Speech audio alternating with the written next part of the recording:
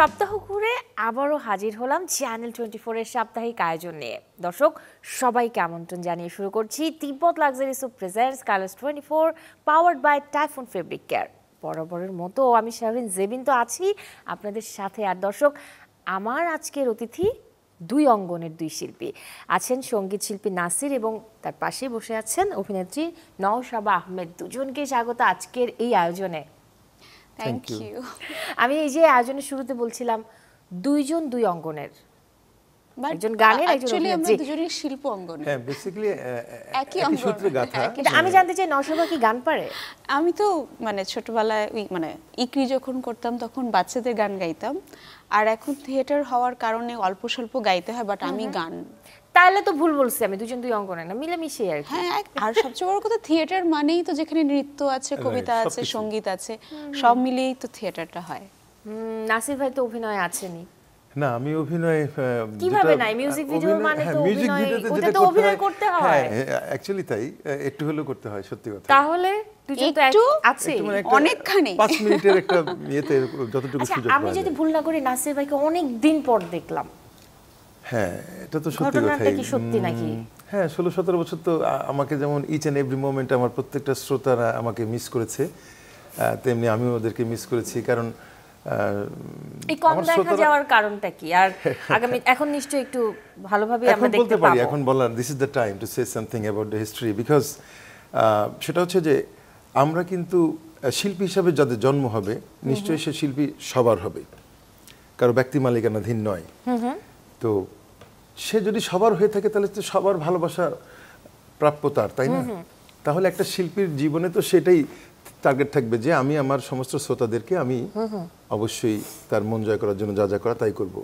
তো সেটা করতে গিয়ে যদি কোনো সরকারি বা সরকার পক্ষ থেকে যদি বৈষম্যমূলক আচরণের পড়ে, রোষানলে পড়ে যদি তার জীবন থেকে মূল্যবান 16-17 বছর হারিয়ে যায়, জিনিসটা তো দেখতে একটু খারাপ লাগবেই। তো আমার শ্রোতারা জানে, নিজের কাছেও খারাপ লাগবে, সবার কাছে খারাপ যেহেতু লাগবে। আমি ব্যক্তি স্বাধীন দেশের নাগরিক হিসাবে আমার পার্সোনাল পছন্দ বা চুজ থাকতেই পারে।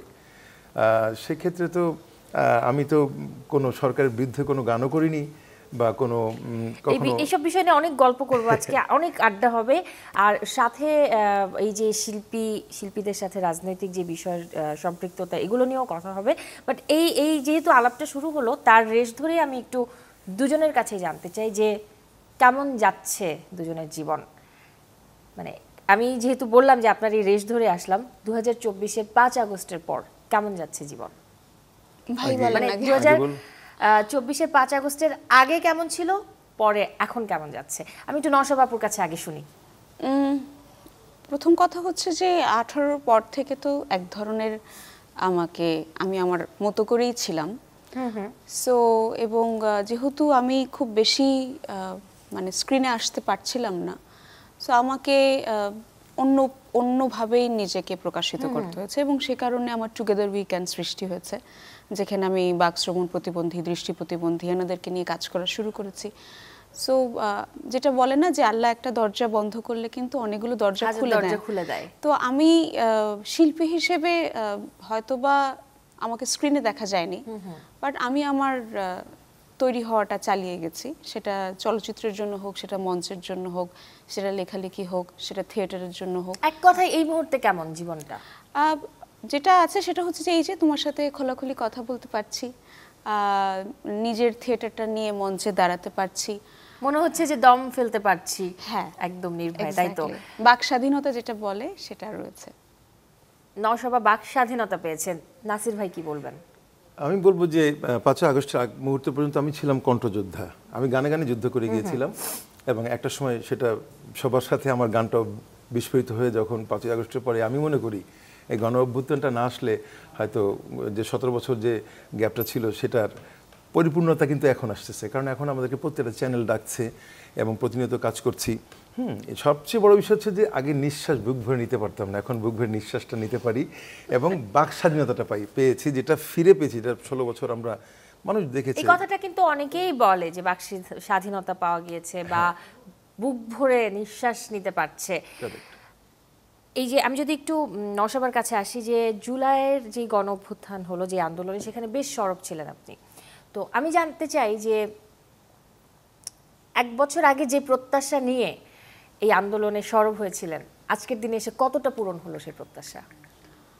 দেখেন, এটা তো আসলে সময় মানে ব্যাপার আছে, এবং তবু আমি মনে করি তবু আর কি এখন কতটুকু মনে হচ্ছে আস্থাটা ফিরে পেতে আরো সময় লাগবে, মানে জনগণের আস্থা। আমি একেবারেই জনগণের জায়গা থেকেই বলি, আমি দেশের একজন নাগরিক।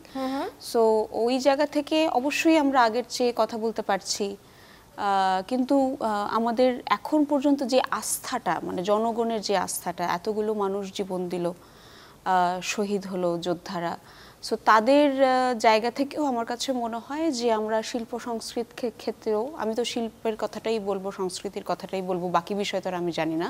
সো আমি যে জায়গাটাতে ওন করি সেই জায়গাটাতে মনে হয় আমাদের আরেকটু কাজের পরিধিটা বাড়া দরকার, এবং স্পেসিফিকভাবে ওই যে ব্ল্যাক লিস্টেড, হোয়াইট লিস্টেড কিছু ব্যাপার স্যাপার আছে, মানে এই জিনিসগুলো একেবারে ছুঁড়ে ফেলে দেওয়া উচিত। আর্টিস্টের মধ্যে কোনো ব্ল্যাক হোয়াইট কিছু বলে নেই। আর্টিস্ট তাকে লিখতে দিতে হবে, তাকে বলতে দিতে হবে, তাকে গাইতে দিতে হবে, তাকে স্ক্রিনে আসতে দিতে হবে, এবং সে যদি কোনো ভুল করে থাকে সেটার জন্য সে ক্ষমা চাইতেই পারে। একদমই তাই। সো এই জায়গাগুলো খুবই ক্লিয়ার হওয়াটা জরুরি, এবং আমরা দেখে আসছি যে একই ধরনেরই কাজ হচ্ছে, সেই জায়গাগুলো একটু ভেঙে নতুন ধরনের কাজ আসাটা জরুরি। এবং প্রচুর আর্টিস্ট এখন বসে আছে, থিয়েটার আর্টিস্টদের কোনো কাজ নেই, আমি নিজেই সেই জায়গায় ভুক্তভোগী। সো আমার কথা হচ্ছে যে অবশ্যই মেইন স্ট্রিমে থিয়েটার শিল্পীদেরকে আসতে দিতে হবে, তাদেরকে অডিশনের সুযোগ করে দিতে হবে, তাদেরকে মেইন ক্যারেক্টারে অবশ্যই নিতে হবে। সে যদি যোগ্য হয়ে থাকে তাহলে কেন সে অডিশন দিয়ে সেই জায়গাটা পাবে না? কেন সবসময় এখনও আমরা জানতে চাইবো যে আপনার ভিউ কত, আপনার টিকটক অ্যাকাউন্ট আছে কিনা, ওয়াই? সো ওই সংস্কার না হলে শিল্প সংস্কৃতির মানে আস্থা আমরা ফিরে পাবো না। এই যে জুলাই আন্দোলনের কথা উঠলো, হ্যাঁ, আমি যদি বলি যে জুলাইয়ের সময়ের একটা বিষয়, মানে অনেক ঘটনাই কিন্তু সেই আন্দোলনের অনেক ঘটনাই আমাদেরকে কাঁদিয়েছে, হ্যাঁ, অনেক বিষয়ই আমরা দেখেছি। তো সেই জায়গায় জুলাই আন্দোলনে মুগ্ধর একটা বিষয় আছে যে পানি লাগবে, পানি, এই কথাটা বলতে যতটা সহজ, কিন্তু এই লাইনটা কাঁদিয়েছে সবাইকে। এটা নিয়ে আপনি একটা গান করেছেন। হ্যাঁ, এটা আমি একটু বলি তাহলে। সুন্দর একটা প্রশ্ন। গত একটি বছর পার হওয়ার যখন রক্তঝরা জুলাই, প্রথম 1 জুলাই যখন পড়লো, তখন আমি তো বেসিক্যালি জাসাসের সঙ্গে আছি, জাসাসের কেন্দ্রীয় নির্বাহী কমিটির জয়েন্ট কনভেনার আমি। তো আমার কনভেনার যে হেলাল খান, উনি বললেন যে নাসির, জুলাই আসছে, আমাদের তো অনেক প্রোগ্রাম আছে দল থেকে, একটা গান করতে হবে। সাথে সাথে আমার মাথায় আসলো যে একটা কথাই তো জুলাই, মানে এটা পৃথিবীতে, বাংলাদেশে ফিরে ফিরে জুলাই যতবারই আসবে, পানি লাগবে, পানি, এই কথাটা কিন্তু সবার কানে বাজবে। কারণ এরকম আবু সাইদ, ওয়াসিম আর মুগ্ধ, এদের মতন বীর যোদ্ধারা যদি আজকে রাজপথে প্রাণ না দিত, তাহলে হয়তো আজকের এই 5ই আগস্ট হতো না। একদমই তাই। এই গানটার দুটো লাইন কি শুনতে পারি? হ্যাঁ, অবশ্যই শোনাবো। তো তখনই আমি বলি, শেষ করি, তো তখনই আমি বললাম যে ভাই, আমি গানটা করতে চাই, এই ধরনের একটা গান। বলো করো। তো পরে আমি আশরাফ ফারুক, আমাদের গীতিকার, ওনাকে আমি বলেছিলাম যে ভাই, অনেক দিন পরে গান লিখতে বললাম, ভাই এত বছর পরে আমাকে স্মরণ করলেন। বললাম ভাই, গান তো আগে তো এরকম গান করার ইচ্ছা থাকলেও তো পারিনি অনেক কিছু করতে, তাই না? তো এই গানটা তো করতে হবে। তখন সে লিখলো, গানটা আমি করলাম, এবং এটা আশা করি বিএনপির পক্ষ থেকে রক্তঝরা জুলাইয়ের থিম সং এটাই, পানি লাগবে, পানি। জুলাইয়ের গণ অভ্যুত্থান, ছাত্র জনতার বিজয় নিশান। জুলাইয়ের গণ অভ্যুত্থান, ছাত্র জনতার বিজয় নিশান। আবু সাইদ, ওয়াসিম আর মুগ্ধ, অকাতরে প্রাণ দিল কত শত। আবু সাইদ, ওয়াসিম আর মুগ্ধ, অকাতরে প্রাণ দিল কত শত। লেখা রবে ইতিহাসে রক্তের অক্ষরে সেই কাহিনী। পানি লাগবে, পানি, পানি লাগবে, পানি, পানি লাগবে, পানি। আমি নওশাবাকে যে প্রশ্নটা করেছিলাম, সেই প্রশ্নটা আমি আপনার কাছেও রাখতে চাই। 1 বছরের প্রত্যাশার কতটুকু প্রাপ্তি হলো?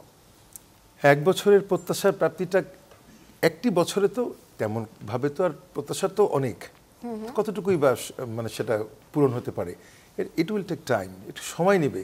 কিন্তু ও যেটা বলেছে সঠিক বলেছে যে প্রত্যেকটা শিল্পীকে তার বাক স্বাধীনতা ফিরিয়ে দিতে হবে।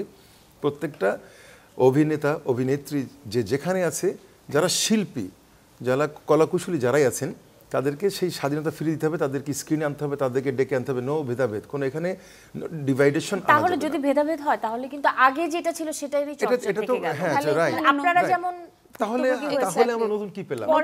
পরবর্তীতে অন্য শিল্পীরা মানে এটা চলতেই থাকবে, মানে নাহলে এটা চলতে আই থাকবে। করে নাই, এটা চলতেই হ্যাঁ, থাকবে, এটা তাই না? break তো করে দেওয়া উচিত। ঘৃণা দিয়ে আসলে কিছু হয় না। কোন এক সাক্ষাৎকারে নওশাবা বলেছিলেন যে শিল্পীদের শিল্প চর্চার মধ্যে থাকতে হয়। আমি এই প্রশ্নটা ধরে দুজনের কাছে একটা প্রশ্ন রাখতে চাই, সব শিল্পীরা কি পারছেন শিল্প চর্চার মধ্যে থাকতে বা করছেন শিল্প চর্চা বর্তমান বাস্তবতায়? আর কি আমি এই প্রশ্নটা করেছি। এটা অবশ্যই ব্যক্তিগত একটা বিষয়, কারণ এক একজন শিল্পী এক একভাবে চর্চা করেন। আমি আমার পন্থাটা বেছে নিয়েছি, যখন আমার একটা জায়গা বন্ধ হয়েছে আমি আরেকটা জায়গায় গিয়েছি। কিন্তু সবার তো সেটা নয়, কেউ হয়তোবা লিখতেই পছন্দ করেন, কেউ হয়তোবা ছবি আঁকতেই পছন্দ করেন। আমি এরকম অনেক আর্টিস্টদেরকে চিনি যারা অভিমান করেই এখন ছবিটা আঁকেন না অথবা কার্টুনটা করেন না। সো সেই মানুষগুলোকে আসলে কিন্তু একটা জাতির যখন শিল্পীরা মরে যায় তখন কিন্তু তার জাতি ধ্বংস হয়ে যায়। তো আমরা অনেক কিছু নিয়ে কাজ করছি, কিন্তু আমাদেরকে আসলে আমাদের শিল্পীদের মানসিক জায়গাটার দিকে একটু নজর দেওয়া উচিত। এবং সেই কারণেই কিন্তু আমি টুগেদার উই ক্যান থেকে আগনিটা করেছি, যে আমরা মানে মেন্টাল হেলথ যে একটা ম্যাটার এবং পোস্ট ট্রমাটিক সিনড্রোম বলে যে একটা বিষয় আছে, এই যে এত বড় একটা গণ অভ্যুত্থান গেল, মানে ছোট ছোট মানে জেনজিরা যে চোখের সামনে রক্তপাত দেখলো, সো তাদের আসলে এফেক্টটা কি? তো একভাবেই কিন্তু, কারণ আমি নিজে ব্যক্তিগতভাবে উঠে দাঁড়িয়েছি কিন্তু আমার শিল্পী সত্তার শক্তিতে। অবশ্যই আমার ফ্যামিলি আমার পাশে ছিল, কিন্তু আমি যদি একজন শিল্পী না হতাম, আমি যদি মঞ্চে ফিরতে না চাইতাম, আমি যদি স্ক্রিনে দাঁড়াতে না চাইতাম, ওই তাড়নাটা না থাকলে কিন্তু আজকে আমি তোমার সামনে বসে থাকতাম না। একদমই তাই। সেটা নওশাবা চাইছে বলে শিল্প সংস্কৃতির সাথে থাকছে। আদৌ কি সবাই কি চাচ্ছে, মানে শিল্পীরা কি আসলে পারছে? হ্যাঁ, এটা একটা পয়েন্ট যে চাইলেও পারছে কিনা। হ্যাঁ, বিষয়টা এরকম। আমি তো সেটাই বললাম যে নিশ্চয়ই আগামী দিনের যে সরকার আসবেন, আশা করি অবশ্যই সেই সুযোগটা প্রত্যেকটা শিল্পীকে দিতে হবে। কারণ শিল্পীদেরকে মূল্যায়ন না করলে, এটা জ্ঞানী গুণীরাই বলে গিয়েছেন যে একটা দেশকে ধ্বংস করতে গেলে প্রথমে তার সংস্কৃতিকে ধ্বংস করে দাও, সংস্কৃতি, শিক্ষা ধ্বংস করে দাও, তাহলে দেশ ধ্বংস। তাহলে তো এটা একটা গুরুত্বপূর্ণ পার্ট, তাই না? তো একটা শিল্পীকে মূল্যায়ন করতে হবে। আর এখানে শিল্পীদের কেনই একটা সরকার কেন ডিভাইডেশন করবে যে বিএনপির শিল্পী গান গাইতে পারবে না, আবার আওয়ামী লীগের শিল্পী গান গাইতে পারবে না? ওয়াই, কেন? এই জায়গাটাতেই বলতে চাচ্ছি, এই জায়গাটা আমি চাই এটা যেন ধ্বংস করা হোক। এই বৈষম্যতা থাকবে না। অল আর ইকুয়াল, শিল্পী সবার জন্য। তার ব্যক্তিগত অভিমত সে যাই করুক, থাকতেই তো পারে। সেটাই জানতে চাচ্ছিলাম যে আসলে রাজনৈতিক পরিচয় কি শিল্পীর পরিচয় হতে পারে কিনা? শিল্পী তো সবার, শিল্প সবার। শিল্পীর কি রাজনৈতিক পরিচয় থাকা উচিত কিনা? হ্যাঁ, থাকতেই পারে। কেন আমি বলি, পৃথিবীতে যুগে যুগে আমেরিকা, লন্ডন, কানাডা, আমাদের পাশের দেশে ভারতের কোথায় না আছে এরকম শিল্পীরা? Justin Trudeau. তো রাজনৈতিক পরিচয় যখন চলে যাচ্ছে তখন তো সে মানে শিল্প এবং সেই শিল্পী এবং শিল্প দুটোই ক্ষতিগ্রস্ত হচ্ছে। কারণ হচ্ছে ওই যে আপনি একটু আগে বলছিলেন যে এই অমুক সরকারের আমলে অমুক সরকারের পক্ষের লোক গান গাইতে অথবা অভিনয় করতে পারবে না, আবার অমুক সরকার এসেছে তার মানে ওই সরকারের, বিগত সরকারের কেউ এখন গান গাইতে বা অভিনয় করতে পারবে না। এই জিনিসটা দরকার নেই। কি বলবেন নওশাবা? দেখেন, আমি যেহেতু রাজনৈতিকভাবে সচেতন, আমি কোনো দলের সাথে নেই, কারণ আমার কাছে মনে হয় যে আমার বাক স্বাধীনতাকে আমি আমার নিজের কাছে রাখতে চাই। এবং আমি অবশ্যই যদি কোনো ভুল হয় সেটা আমি বলবো, কারণ এটা আমার একদম নৈতিক দায়িত্ব, সামাজিক দায়িত্ব।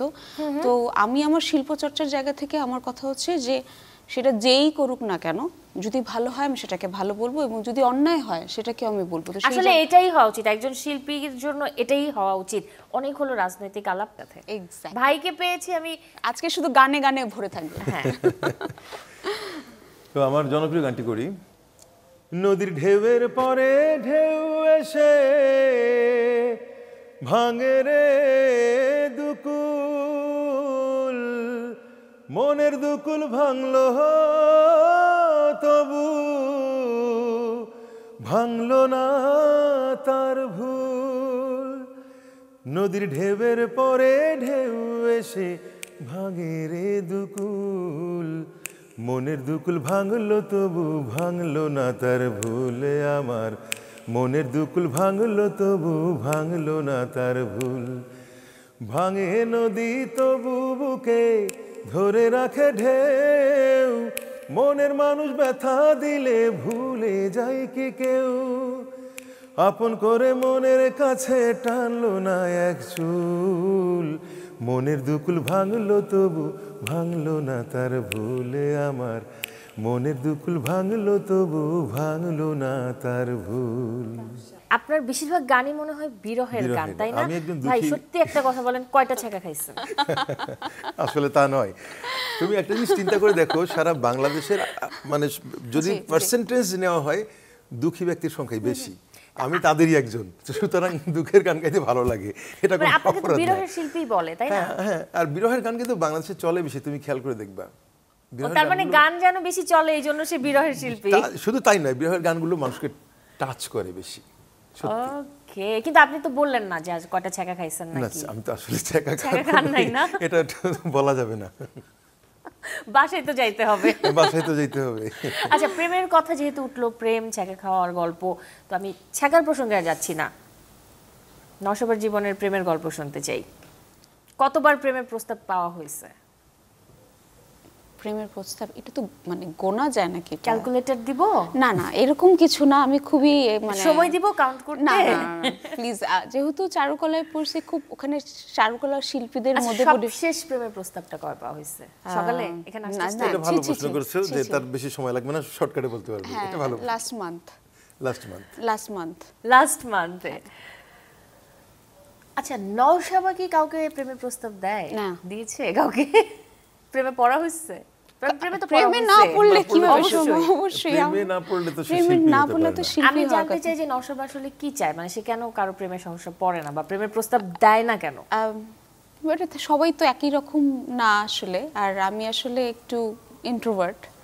সো আমার জায়গা থেকে আমার মনে হয় আমার ফিলিংগুলো আমার মধ্যেই থাকে, এবং সেটা আমাকে অনেক বেশি ইন্সপায়ার করে লিখতে, এবং আমি ওটার ভিতরে থাকতেই ভালোবাসি। ওটা এই যে প্রকাশিত। টেকনিক্যালি প্রফেশনাল আনসার দিয়ে দিল। It's not a আচ্ছা, তাও professional, এটা একটা খুবই last artistic একটা answer. প্রশ্ন। না, right, It is এটা- artistic. এটা logistic আমার একটা answer last দিছে না। প্রশ্ন, এবং আমি শিওর যে নাসির ভাই আমার সাথে সহমত হবে, এটা জানতে চাইবে। মানে কেমন ক্যারেক্টার পেলে বা কেমন মানুষ পেলে আসলে নওশাবা তার ভেতরের আবেগটা খুলে দিবে বা প্রেমের প্রস্তাবটা দিতে পারে? এটা খুবই ডিফিকাল্ট আমার বাবার মতো কাউকে পেলে। মানে মানে আমি আমার সব মেয়েই বোধহয় তার বাবার হ্যাঁ, বাবার কারণ প্রতি একটু ইয়ে বাবারা থাকে অনেক বেশি। কেয়ারিং হয়, অনেক রেসপেক্ট করে নিজের মেয়েকে, ভালোবাসে অনেক। হ্যাঁ, এবং ওটা হ্যাঁ, এটা একটা বিপদে, চাপ অবশ্য, সুখে দুঃখে সবসময় বাবারা পাশে এক্স্যাক্টলি। থাকে। মানে আমি একদমই আমার মানে আমার মনে হয় তুমিও তোমার প্রথম প্রেম তোমার বাবা, সো আমি এত বেশি আমার বাবার প্রতি অ্যাটাচড, মানে আমি আমি সব তো এখনো জায়গায় কথায় কথা বলি যে আমার আব্বুর বিষয়টা টেনে নেই, যে আমার বাবা যখন আমাকে এত সুন্দরভাবে রাখছে, সো কেন ওয়াই নট আদার্স? সো এটা একটা মেয়েদের, এবং এটা অবশ্য চাপও অন্যদের জন্য, কারণ সঠিক। সে কেন আমার বাপের মতো হইতে যাবে, বাট আমার কিছু করার নাই, আমি আমার বাপ ছাড়া কিছুই দেখি না। একদমই তাই হওয়া উচিত মেয়েদের জন্য। এনিওয়ে, একটু কাজের প্রসঙ্গে ফিরি, দুজনের কাছে আমি একটু কাজের আলাপ করতে চাই। আমি যদি নওশাবার কাছেই থাকি এই বিষয়ে, এই যে মানে বিভিন্ন কাণ্ড ঘটায় বেড়ানো হচ্ছে, তাই তো? কলকাতাতে ঘটায় আসছি। একদম, যত কাণ্ড কলকাতাতে, কি কি কাণ্ড ঘটানো হয়েছে? এটা একটাই কাণ্ড ঘটাইছি, সেটা হচ্ছে আমার চরিত্রটার নাম সাবা। এই কাস্টিংটাও খুবই ইন্টারেস্টিংলি হয়েছে। আমি আমার বাবার মৃত্যুর পর চিঠি লিখতাম আমার বাবাকে ফেসবুকে, সো অনিক দা সেটা দেখতেন এবং সেটা পড়তেন, মানে ডিরেক্টর অনিক দত্ত। তো উনি ওনার যে স্ক্রিপ্টের জন্য যে ধরনের চরিত্রের দরকার, যে এই মেয়েটি প্রচণ্ড ভালোবাসে তার প্যারেন্টসকে, যেটা আমি ব্যক্তিগতভাবে বাসি, সো সে তার শেকড়ের খোঁজে কলকাতায় যায়।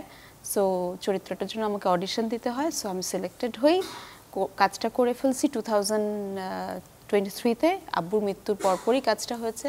খুবই একটা ইমোশনাল জার্নি ছিল আমার, বিকজ আব্বু দেখে যেতে পারেন নাই, মানে রিলিজ হবে তখনও উনি নাই। দেখবেন হয়তো, বা এই সফলতার গল্পটা তো হয়তো তিনি ফিল ইনশাআল্লাহ, করবেন। ইনশাআল্লাহ। আরো কিছুক্ষণ আমি এই গল্পেই থাকতে চাই, বিকজ মানে অনেক অভিনেত্রীর তো ক্রাশ বটেই, নারীদেরও ক্রাশ, তরুণীদেরও ক্রাশ আবির চট্টোপাধ্যায়, তার সাথে কাজ করা হয়েছে। কাজের অভিজ্ঞতাটা না শুনলে না, তাই না?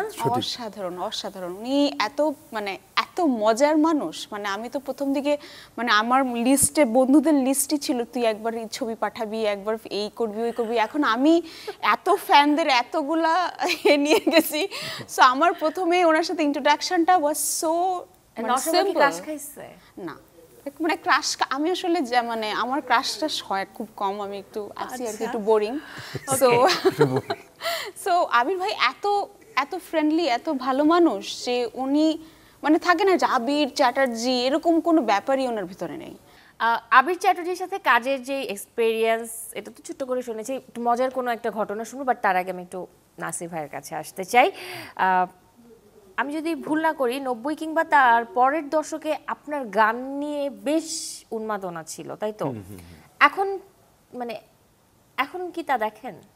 এখন 90 যখন আমাদের মানে ওই টাইমটা ছিল আমার রাইজিং টাইম ছিল, হ্যাঁ, তখন আমি যে গানগুলি করছি ম্যাক্সিমাম গানই হিট ছিল এবং মানুষের মুখে মুখে। যেমন নদী গানটা যখন হিট হয়ে গেল, আমি পরবর্তী চিন্তা করলাম নদী রিলেটেড কোনো কিছু একটা করবো। তো ওই রকম নদীর কিন্তু ধারাবাহিকতা রেখে দিছি আমি, এবং আমার 4-5টা অ্যালবাম পরপর ছিল নদী রিলেটেড নামগুলো, বিশেষ করে শিরোনামগুলো, অর্থাৎ অ্যালবামের যে নাম থাকে না টাইটেল, নদীর পরে দিলাম ঢেউ, মানে নদীর সঙ্গে ঢেউ রিলেটেড, মিলিয়ে মিলিয়ে, হ্যাঁ, তারপর রাখলাম কুল, তখন কিন্তু এরকম তারপর রাখলাম জল পেয়েছি আমরা, হ্যাঁ, আমি এরকম কুল জল ঢেউ এরকম, এবং ওই রিলেটেড কিন্তু গানও করে গেছি একটার পর একটা। তা আসলে কি আমি আমার ধারাবাহিকতা ছিল একটা, যেটা সেটা কন্টিনিউয়াস প্রসেস অনেক বছর চলে। তারপরে একটা একটু গ্যাপ তো হয়, স্বাভাবিক, বললাম না এই 16 বছর যে গ্যাপটা পড়ে গেল, এই গ্যাপের কারণে তো মানুষ আমাকে মিস করেছে ইচ অ্যান্ড এভরি মোমেন্ট। আমিও তাই, আমি কথা দিয়েছি আল্লাহ যদি সহায় হন আর সবাই যদি এইভাবে আগের মতো এইভাবে ডাকা শুরু করে, প্রত্যেক দিন যদি সপ্তাহে 2-4টা চ্যানেলে যদি আমরা লাইভে আসতে পারি, ও বা আমি, আমাদের যারা আমরা বঞ্চিত ছিলাম, আমরা খুব বেশি দিন লাগবে না একটু। একটা যুগ কিন্তু গিয়েছে, আমি যেটা বলছিলাম যে 90 দশকের দিকে বা তার পরের দিকে, হ্যাঁ, যে গান নিয়েই মানুষের মধ্যে একটা উন্মাদনা ছিল। তখন গানগুলো হিট হওয়াটাও কিন্তু ইজি ছিল, কারণ মানুষ খুব ভালোভাবে সেগুলো লুফে নিত, গান শুনতো।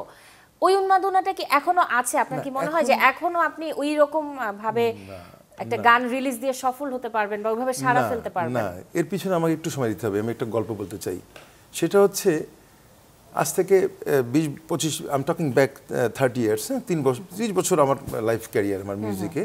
আমি 30 বছর আগে তাই বলবো, তখন যখন আমরা গান করতাম তখন ছোট্ট একটা টেপ রেকর্ডার নিয়ে সুরকার বসতেন এবং ডাক দিতেন, গীতিকারকে ডাকতেন, উনি সুর করবেন আর আমি গায়ক, আমাকেও ডাকতেন যে তুমি আসো। সন্ধ্যার সময় বাসায় আসর বসতো। কিভাবে যে একটা গান কীভাবে, মানে একটা সন্তান কীভাবে জন্ম হয় সেটা আমি বলতে চাই, সেজন্যই সন্তানের মতোই হতো সেটা বলি। উনি কিন্তু একটা গান বলতো যে একটা সুর এরকম হারমোনিয়াম পরে একটা সুর ধরলো, বললো যে এই কিশোরী নিয়ে একটা গান লিখতো, যা ওই রুমে চলে যা। প্রথমে মুখটা দিয়ে দিল, মুখটা সুর দিয়ে দিল, লালা করে দিল, ওই রেকর্ডিংয়ের মধ্যে লালা দিয়ে ও জাস্ট চাপ দিচ্ছে, ও বারবার শুনতেছে, চেষ্টা করতে কী লিখবো, ও লিখছে হঠাৎ করে, ওরে ও কিশোরী বাজাবো বাঁশরি, একেলা আইসো নদীর কিনারায় কিনারায়, দেখবো তোমায় চাঁদের জোছনায়। গান কিন্তু হয়ে গেল। মুখটাও একটু দেখেন তো করছি এটা, উনি গানটা দেখলেন ভালো হয়েছে, জমে গেছে গানটা, এবার অন্তরা সুর দিয়ে দিচ্ছি, অন্তরটা উনি আবার করতেন, করে ওই রুমে দিয়ে দিত, ওকে কখনো সামনে রাখতো না। কারণ হচ্ছে যে ওরকে মানে ওর ভুবন মাথার মধ্যে ওইটা দিয়ে দেওয়া হতো যে তুমি এইটি নিয়ে এখন চিন্তা ভাবনা করবা। ঠিক কিছুক্ষণ পরে ওইটা আবার লিখে নিয়ে আসলো। এই গানটা না শুনে সেকেন্ড বিরতিতে যাব করে দিলাম। হ্যাঁ, আমি বলি এই যে গানটা সন্তানটা কিভাবে জন্ম হয়, এরপরে কিন্তু আমাকে বললো যে তুমি তোলো, গানটা তুললাম, আমি গলা তুলে ফেললাম একসাথেই। কিন্তু মানে এখন তো কোনো সুরকার তার মতন সুর করে নিচ্ছে, গীতিকাররে বলছে হোয়াটসঅ্যাপে লিখে পাঠাচ্ছে, আর মিউজিক ট্র্যাক করে গান দিয়ে দিচ্ছে, ভার্চুয়াল হয়ে গেছে। হ্যাঁ, এটা হয় না, এটা টোটাল টিম ওয়ার্ক। এই তখন এর ভিতরে দরদ ছিল, মায়া ছিল। তখন মনে হয় যে দ্বৈত গানের হলে যে আলাদা আলাদা ভয়েস দিচ্ছে শিল্পীরা, একসাথে কোলাবোরেট হচ্ছে না, দেখাও হচ্ছে না, ভয়েস আলাদা দিয়ে দিচ্ছে। হ্যাঁ, আগে একসাথেই হতো, এখন তো শিল্পী লন্ডনে আছে, ওখান থেকে ভয়েস দিয়ে দিচ্ছে। আমি এবার একটু শুটিং এর গল্প শুনতে চাই। মানে অনেক শুটিং করা হয়, তো শুটিং এর সময়ের যে মজার কোনো ঘটনা যদি থাকে সেটা আগে জানতে চাই। আমার কাছে মনে হয় যে অনেক শুটিং তো করা হয়েছে, বাট স্টিল আমি যদি বলে থাকি যে আমি যে লাস্ট আগুনি যখন শো করছিলাম, যেহেতু শুটিং না, যেহেতু যদিও থিয়েটার, তো ওখানে আমার একটা ছিল যে আমি একটা চিঠি পড়ি, মানে বাবাকে একটা মেয়ে চিঠি পড়ছে। তো আমার এখনো মনে আছে যে আমি পড়তে পড়তে মানে এমন হচ্ছিল যে মানে মনে হচ্ছিল যে আমার গলাটা আটকে যাচ্ছে। তো মানে প্রত্যেকটা মেয়েরই বোধহয় তার বাবার প্রতি ফিলিংসটা একই থাকে। সেই চিঠিটা হয়তো বা আরেকজনের লেখা, কিন্তু মনে হচ্ছিল যে আমি আমার বাবার জন্যই লিখছিলাম। তো ওই সময়টা আমার মনে হচ্ছিল যে আমি বোধহয় 2-3 সেকেন্ড বারবার মিস করছিলাম। বাট ওটা যদিও দর্শকরা বুঝতে পারেনি, কিন্তু আমি আসলে নিজেকে কন্ট্রোল করতে পারছিলাম না যে বিষয়টা ভাই ভালো বুঝতে পারবেন, কারণ আমাকে দেখা যাচ্ছে না, আমার শুধু কণ্ঠ শোনা যাচ্ছে। বাট ওখানেও মনে হচ্ছিল যে আব্বু আমাকে ঘিরে আছে। সো ওই ফিলিংটা আমাকে এখনো মানে আমি জাস্ট 8 তারিখে শো করেছি, এখনো আমার ভীষণ দগদগে একটা ফিলিং। আসলে আমাদের তো জীবনে অনেক কিছুই জড়িয়ে থাকে, কিন্তু ওই ইমোশনগুলোকে বাইরে রেখে অন ক্যামেরায় কিন্তু হাসতে হয়। এটা একটা বড় চ্যালেঞ্জ, শিল্পীদের জন্য একটা বড় চ্যালেঞ্জ। হ্যাঁ, হাসতে দেখো, গাইতে দেখো, হাসি শেষে দেখো, না দেখো রে। একদমই তাই। একটু কনসার্টেও কিন্তু এমন অনেক কিছু ঘটে যায়। হ্যাঁ, ভালো মন্দ থাকে, বিব্রতকর থাকে, কনসার্টের অনেক হাস্যকর থাকে, অনেক কিছু থাকে গল্প। আছে বিব্রত। ও যখন এটা বলল আমি বিব্রতকরটাই বলি, যে কোন একটা। এটা সম্ভবত টাঙ্গাইলে, আমার জায়গাটা মনে নেই, আমার অনেক আগের কথা। তখন তো আমি ক্রেজ, মানে একেবারে খুব রকস্টার, মহরম। হ্যাঁ, তাই যাই হোক, এখন শ্রোতারা যখন শুনছে যে আমি আসবো, অনেক আগের কথা তো, গ্রাম ভেঙে আসতো কিন্তু। সে লাইক আমি বলি এটা হচ্ছে কি শিল্পাঞ্চল এরিয়া না, এটা কি যেন তেজগাঁ বলি। সে এটা গ্রাম ধরলাম এই জায়গাটাকে। তেজগাঁ যখন এখানে একটা কনসার্ট করবে, উনি আসছেন, নাসির সাহেব আসবে, ঠিক আছে, নাসির ভাই আসবেন, এটা খবর। তখন কিন্তু ওই মাইক ছিল না, ইয়ে ছিল না।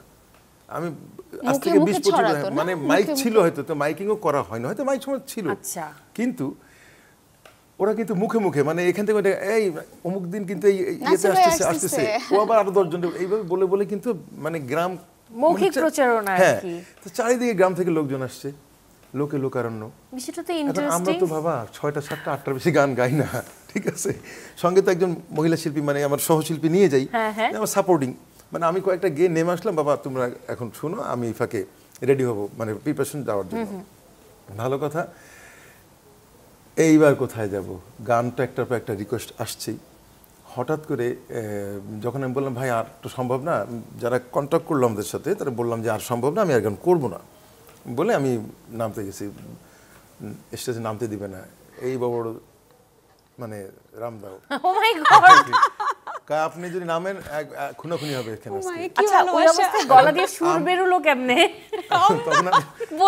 তখন আরো সুন্দর সুর বের হয়েছে, এখন গাইতে পারি না, তখন 3 ঘন্টা গান গাইতেছি, কোনো ব্যাপারই না আমার কাছে। এটা আমার সারা জীবন নামলে এখানে খুনাখুনি হবে, সোজা হিসাব। পরে যখন বললাম ভাই আমাদেরকে আজকে মাফ করেন, আর গান তো আমি আর গান তো সবই গাইলাম, আর কত একদিন সব ছেড়ে চলে যাবো দূরে, গানটাকে বললাম ভাই একদিন আমরা তো সবাই মারা যাবো, তখন তাদের মায়া দেওয়া হয়েছে। তারপরে গান গেয়ে যেরকম উত্তেজিত করে ফেলছে, গান গেয়েই সেটা কনভিন্স করে শান্ত করে নামাকে দিয়েছে আর কি। এমব্রেসমেন্ট পজিশনে আসলে হতেই পারে, এটা কিন্তু দর্শকের ভালোবাসা। আমি কিন্তু সাময়িক একটু হয়েছিলাম, কিন্তু পরে চিন্তা করে দেখলাম ভালোই লাগছে, কারণ কি আসলে তো ওরা আমার ফ্যান, ওরা পাগল অন্ধভক্ত, তাই না, যে আমাকে আরও গান শুনতে চায়, তারা আমাকে নামতে দিতে চায় না। মালয়েশিয়াতে সাহালামে বোধ হয়, আমি আখিল আলমগীর বারিসি দিয়ে মারা গেছেন, ওনাকে বেস্ট আমি সব গেছিলাম। আমার এক গান কিন্তু 3 বার গাইতে হয়েছে, শুরুতে গাইছি, মাঝখানে গাইছি, যখন শেষ বলে নামতেছি হবে না, ওই গানটা আবার গাইতে হবে, তাহলে 3 বার বন্ধুরে আমার আর এমনি মারিস না। আমার আপনার জন্য এবার একটু মায়ে লাগতেছে ভাই, সে যাই হোক, আমি এক গান 3 বার গাওয়াচ্ছি না। ওরে ও কিশোরী বাজাবো বাঁশরি, একলা আইসো নদীর কিনারায় কিনারায়, দেখবো তোমায় চাঁদের জোছনায়, ও কিশোরী দেখবো তোমায় চাঁদের জোছনায়। ওরে ও কিশোরী বাজাবো বাঁশরি, একলা আইসো নদীর কিনারায় কিনারায়, দেখবো তোমায় চাঁদের জোছনায়, ও কিশোরী দেখবো তোমায় চাঁদের জোছনায়। আবির চ্যাটার্জির সাথে কাজের একটা মজার এক্সপেরিয়েন্স ছোট করে প্লিজ। তোমার জন্য আমি বলবোই, এটা তো বলতেই হবে। গাল গোলাপি হয়ে যাচ্ছে, তাই না? যে গোলাপি ড্রেস পরে আসছে, ড্রেসটা তো গোলাপি। হ্যাঁ, অসাধারণ। আমি বারবার বলছি যে উনি মানুষ হিসেবে, মানে বলে না যে একজন অভিনেতা অথবা একজন শিল্পী ভালো মানুষ হলে সেটা মানে কাজ করতে 45 দিন আমরা কাজ করেছি, আমার একবারের জন্য মনে হয়নি যে আমি আবির চ্যাটার্জির সাথে কাজ করছি, এবং প্রতিটি সিনেই আমরা একসাথে ছিলাম এবং প্রচুর ট্রাভেল করতে হয়েছে, প্রচুর ধরনের আমরা ওয়েদারের ঝামেলায় পড়েছি, কিন্তু উনি প্রতিটা সময় মানে এত ভীষণ মানে যেটাকে বলে টিম স্পিরিটের মধ্যে থাকেন, কোঅপারেশন করতে খুবই। এবং আমি যেহেতু এটা আমার প্রথম কাজ ছিল কলকাতাতে, তো ওনাদের কাজ করার ধরনটা একটু ডিফারেন্ট, আমরা একটু ডিফারেন্টলি কাজ করি। আর উনি আমাকে ডাকতেন বলতে তারে জামিন পার, তারে জামিন পার, কারণ আমি তো আমার দুনিয়ায় সারাক্ষণ থাকতাম। তো এইটা আমার এখনো মনে পড়ে যে বলতে ওই তারে জামিন পারটাকে ডাকো। তো ইট ওয়াজ নাইস এবং খুবই দারুণ, ভীষণ মজা করে আমরা কাজটা করেছি। এবং শুধুমাত্র আবিরদা না, ওখানে যারা ছিলেন বাকি যেসব আর্টিস্টরা ছিলেন তারা সবাই ওখানকার ভীষণ মানে নামজাদা অভিনেতা অভিনেত্রীরা, এবং অনেকদা তো আছেনই। সো আমরা খুবই মজা করে কাজ করছি, খুবই মজা। হোপফুলি আমরাও যত কাণ্ড কলকাতাতেই অন স্ক্রিনে দেখে বেশ মজাই পাবো ইনশাআল্লাহ। আপনার তো একটা ব্যান্ড দল ছিল তাই না? হ্যাঁ, আমার স্টার্টিং মানে শুরুটাই ছিল ব্যান্ড থেকে আমার। আচ্ছা, 90s কি ছিল সেটা?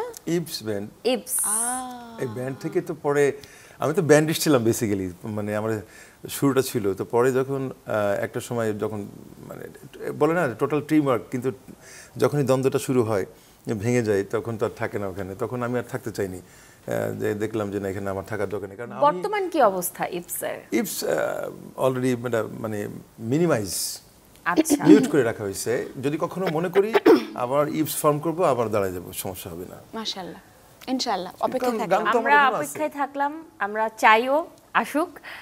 নতুন গানের কি খবর?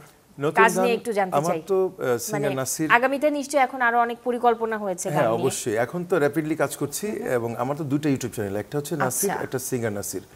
বাহ, সো দুইটা চ্যানেলের জন্য আমাকে অনেকগুলি কাজ করতে হচ্ছে, এবং প্রতি মাসে অন্তত আমি একটা করে গান ছাড়ি।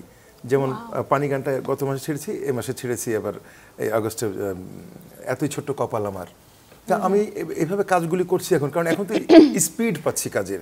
তার মানে শ্রোতারা আগে এখন যে আপনার জিনিসটা ছিল থেকে অনেক সেই কিছুই স্পিডটা তো পাবে। আমাদের- আমরাও আশা রাখছি যে আপনাকে আমরা নিয়মিত গানে পাবো। নওশাবের কাছে একটু জানতে চাই, যত কাণ্ড কলকাতাতে তো রিলিজ পাচ্ছেই পুজোতে, তাই তো? আপকামিং এর পরে কি কি কাজ আমার বাকি গল্পটা project ওনার আছে? ঠিক উল্টো। আচ্ছা, আমি কোনো ডাক পাচ্ছি না। সো আমি কোনো ডাক পাচ্ছি না, আমি আমার থিয়েটারটা নিয়ে আছি। এবং আসলে আমরা অভিনেতা অভিনেত্রীরা তো আসলে পুরো একটা প্রযোজক, একটা পরিচালক, মানে একটা পুরো টিমের উপর নির্ভরশীল। সো ওই জায়গাগুলোতে যতক্ষণ ওই বিষয়গুলো না সরে যাবে এবং মানসিক দ্বন্দ্বটা না সরবে, ততদিন আসলে আমার মতো ঠোঁটকাটা মানুষজনদেরকে আসলে আমার Suffer করতে সাফার হবে। করতে হবে। হোপফুলি সাফারটা আর করতে না হোক, কারণ আমরা কিন্তু বারবারই বলছিলাম যে এই শিল্প এটা সবার, এটার সাথে আসলে রাজনৈতিক বিষয় বা কোনো রেষারেষি কোনো কিছু বিদ্বেষ এগুলো জড়ানো উচিত জড়ানো না। উচিত না। এক্স্যাক্টলি, মানে আমার যদি ট্যালেন্ট থাকে, আমি যদি মানে যোগ্য হই, তাহলে সেটার মূল্যায়নটা আমার কাজ দিয়েই করা উচিত। সঠিক। সো সেটাই মানে 18-র পর থেকে একটা কাজই করেছি নুহাসের, আর বাকিটার সময় আমি এখন একদমই আমি জুলাই যোদ্ধাদের নিয়ে একটা থিয়েটার করছি, যেটার নাম আগুনি, যেটা শো করলাম 8ই আগস্ট। সো ওইটা আমি সারা বাংলাদেশে করতে চাই। সো আমি থেমে থাকবো না। এটা তো অনলাইনে দেওয়া উচিত, মানুষ দেখুক, জানুক ইতিহাসগুলো। ভাইয়া ওটা তো আসলে থিয়েটার, বাট ওটাকে মানে যেহেতু আমি আর্ট থেরাপির, কারণ আমি ওদের মেন্টাল হেলথটাকে হিল করার চেষ্টা করছি। আচ্ছা, সো যারা পা হারিয়েছে, চোখ হারিয়েছে, সো আমি তাদের সাথে 2.5 মাস ধরে তাদের হসপিটালে যে বিভিন্নভাবে থেরাপি দিয়ে দিয়ে কাজ একটা ডকুমেন্টারি করে একটা জি, আমি ডকুমেন্টারি, কিন্তু কেউ তো পৃষ্ঠপোষকতা করে না, একেবারে সবার সম্মুখেই বললাম, কেউ এই ব্যাপারগুলো আমরা আশা করব, আমি একজন আসলে এই সংকটগুলো দূরে সরে যাক, আমরা সবাই আশা করব। হ্যাঁ, যে এই মহান উদ্যোগকে অবশ্যই স্পন্সর পাওয়া উচিত তার, এবং তাকে হেল্প করা উচিত। আমি মনে করি এটা তো একটা ইতিহাস জাতি জানবে, সারা জীবন মানুষ অবশ্যই তাই। আর তাই না, অনেকটা যেহেতু চেষ্টা করছে সে একা, এক বা বছর যে ধরে চেষ্টা শিল্পীরা, করছি। প্রত্যেকটা শিল্পী কিন্তু তার জায়গা থেকে চেষ্টা করে, যারা কাজ করতে চায়। সো আশা করছি সংকট দূরে চলে যাক। থ্যাংক ইউ, আপনি যেভাবে বললেন, এভাবে যদি সব শিল্পীরা একটু বলে, কারণ এটার উদ্দেশ্যটা যদি সবাই একটু এগিয়ে আসে, তাহলে আমরা অবশ্যই এটা ডকুমেন্টারিটা বিজনেস পারপোজ না, তো এটা তো সমাজ কল্যাণমূলক একটা। এবং আরেকটা বিষয় হচ্ছে যে যেটা আমি ভাইয়ের সাথে মানে যুক্ত করতে চাই, যে আমরা সব সময় বলি যে আমরা শরীরের গুলিটা বের করব, কিন্তু মনের গুলিটা আপনি গুলিটা বের কিভাবে করবো, হ্যাঁ, কিভাবে? সঠিক সঠিক গুড, So এই যে অনেক ভারী এই যে কথা অনেক এই বড় যে- একটা কথা বলে তো ভারী এই জায়গাটাতে নিয়ে আমি কাজ করে যাচ্ছি, এখন বাকিটা এখন আপনারা। Hope for the best. Thank you. অনেক শুভকামনা থাকলো, ইনফ্যাক্ট দুজনের জন্যই অনেক অনেক শুভকামনা রইলো, আগামী দিনগুলো যেন আরো ভালো যায়, ইনশাআল্লাহ। সংকট কাটিয়ে শিল্প সংস্কৃতি দেশের যেন আরো এগিয়ে যায়, সেটাই প্রত্যাশা থাকলো। শেষ করতে হচ্ছে আজকের আয়োজন। থ্যাংক ইউ ভেরি মাচ, খুব খুশি হলাম আজকে আমাদের এত সুন্দর একটা অনুষ্ঠানে আমাদেরকে দুজনকে আমন্ত্রণ করার জন্য। আর এই চ্যানেল 24 এর কলাকুশলী সবাইকে শুভেচ্ছা। তো শেষটা কি একটু গানে গানে হবে না? অবশ্যই উচিত তো, এই তাই না? এই পৃথিবীতে যার আশা আছে, আমি কিন্তু কোনো রামদা নিয়ে দাঁড়াই না। আমরা শুধু রিকোয়েস্টই করছি। ঠিক আছে আমি বলছি, আমি শুরুতে বলবো যে এই পৃথিবীতে যার আশা আছে তার যাওয়াটা অনিবার্য। আমি দ্যাটস আই বিলিভ, আমি বিশ্বাস করি। আমি জীবনে একটি গান গাওয়ার সুযোগ আল্লাহ পাক আমাকে দিয়েছিলেন, এই গানটি আমার সুপার হিট গান, মানুষের মুখে মুখে, এবং আমি বাংলাদেশের যে কোনো চ্যানেলেই লাইভ করলে সর্বশেষ গানটি এটা দিয়ে শেষ করি। একদিন সব ছেড়ে চলে যাব বহু দূরে, কোনোদিনও ফিরে আর আসবো না। একাকী আধার ঘরে তোমাকে মনে করে দু চোখের জলে আর ভাসবো না। একদিন সব ছেড়ে চলে যাব বহু দূরে, কোনোদিনও ফিরে আর আসবো না।